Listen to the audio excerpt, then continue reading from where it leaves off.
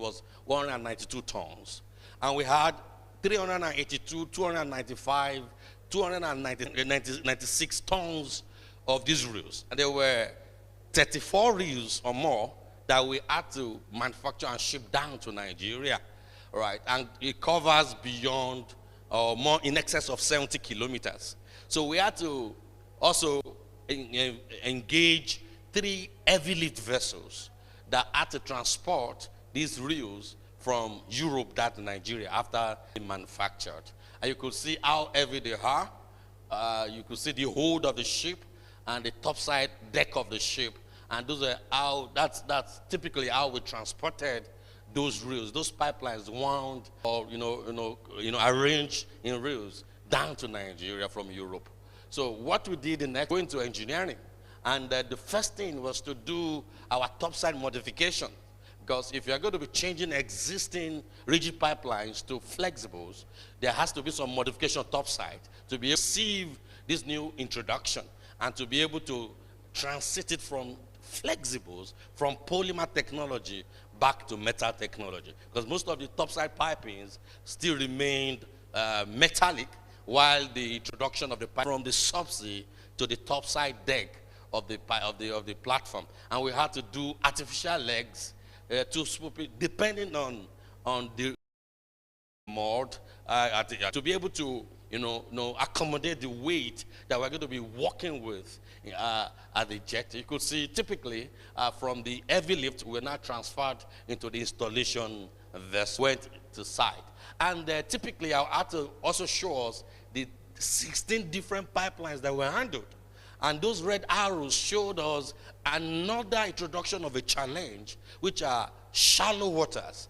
Now, we know Nigerian waters mostly where we operate in the Gulf of Guinea, what we call ultra shallow, 2.7 kilometers, 3.2 kilometers, 3.7 meters, 7 meters, 6 meters, 5 meters water depth. And that in itself, gave us a lot of challenges in terms of vessel selection, in terms of installation vessel selection, in terms of engineering methodology to be adopted, and in terms of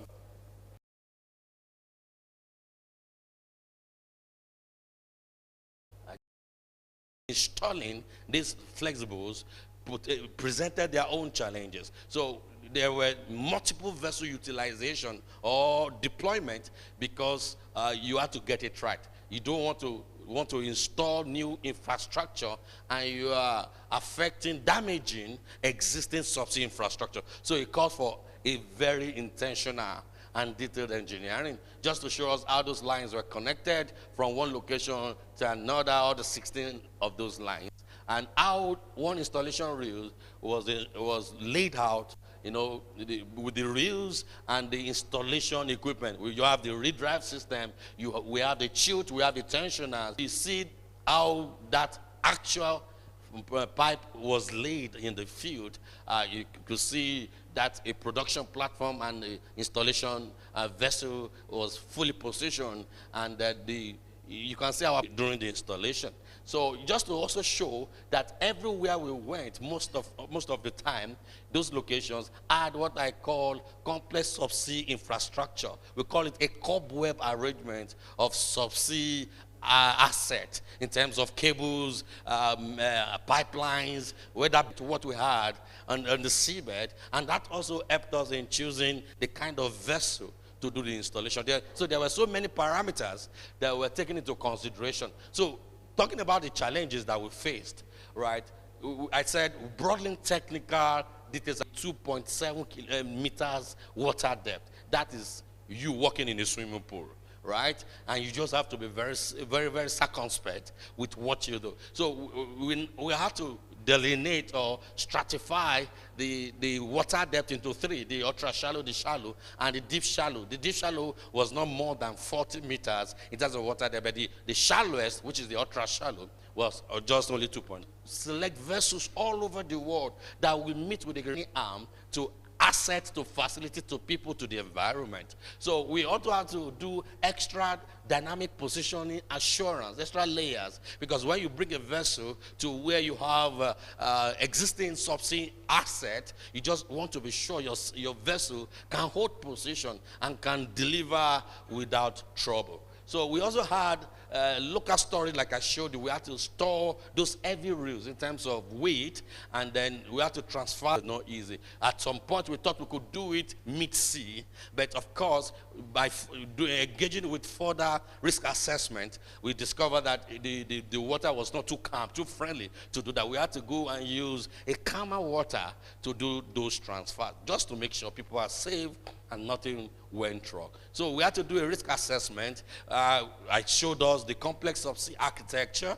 I also showed us that we had multiple pipelines, 16 pipelines in 29 locations. 29 locations. So we had to have jack-up barges or self-elevating work barges. We had several security vessels providing security for the asset, for the people, and for the job that is being done. We also had limited offshore installation window. You just had 2 windows. If you miss the first November to May window, you know you have to go to another November, the next November window. So we took all this into consideration, and because of the shallowness and the ultra shallowness of the environment we were working with, it was muddy. The divers were not able to see anything, and of course our subsea survey equipment, we were not able to, in reality, detect things. So we had to do a lot of manual checking of things, using your blindfold mind to use your fingers to figure out what those things were. So then we had multiple stakeholders, we have multiple vendors. So the PSL approach is how we're able to effectively and normally deliver this project. Right, and I want to share with us that in threefold: the planning and the strategy. What we did was we had to create a comprehensive project plan. Yeah, we had to outline clear goals, roles, and responsibilities. We had to ensure that we engage stakeholders actively. We had to engage our clients, we had to engage the communities, we had to engage our vendors, we had to engage everybody, because we did not want to take our eyes off the ball. We developed a strategic mindset that is prepared to adjust to strategies needed. They were changing strategies, schedules were changing just to make sure we optimize. And during execution, we had to do a lot of monitoring of the execution. We just don't want to take our eyes off the ball, and we ensured quality control by putting or implementing a quality system that captured in reality what was going on with specification from engineering. On that, we did what we call adaptation, and competencies were coming on. So we knew everybody had to be at their A game, and then we had an in-house technology, project management technology, that took all the 29 locations in one screen, and you could see what is going on in terms of material supply, consumables, in terms of project execution, and the progress that was made. So with these 3 approaches, we were able to painstakingly monitor the progress and to deliver the project. So in my conclusion, so MC doesn't want us to conclude. Okay. In closing, total man hours expended was and with 0 fatalities and with 0 accidents. What helped us was, we think safety is first, safety is last, and safety is always. Thank you for listening. God bless you.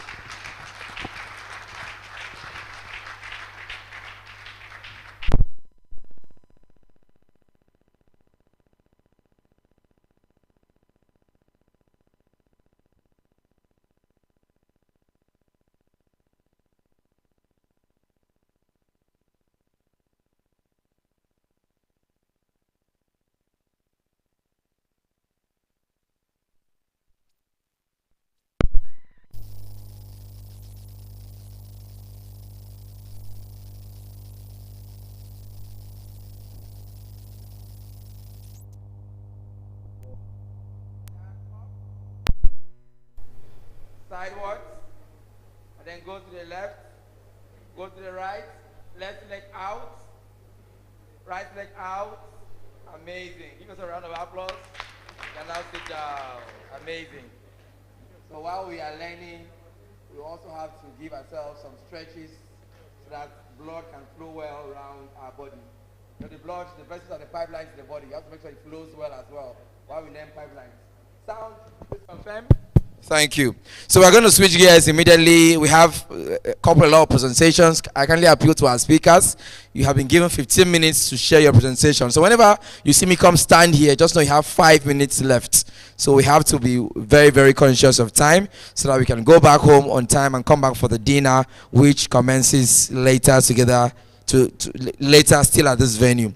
So ladies and gentlemen, switching gears, we move to the very next presentation because our speaker is a gentleman who would take us on the topic building capacity and efficiency in gas pipeline pre-commissioning. He's operations manager at BG Technical Limited, and he has deep experience in gas pipeline projects, pre-commissioning, and operational excellence. He has been instrumental in enhancing capacity and efficiency across complex pipeline systems. Please help me welcome the operations manager at BG Technical Limited, Ikenna Onyema, as he comes for his presentation on the theme. Please celebrate him. Building capacity and efficiency in gas pipelines pre-commissioning. Please celebrate Ikenga as he comes forward for his presentation. Okay.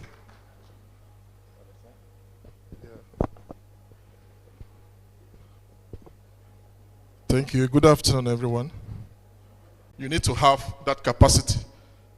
If you must have the capacity that we are talking about here, you need to have trained personnel. That's what we're talking about.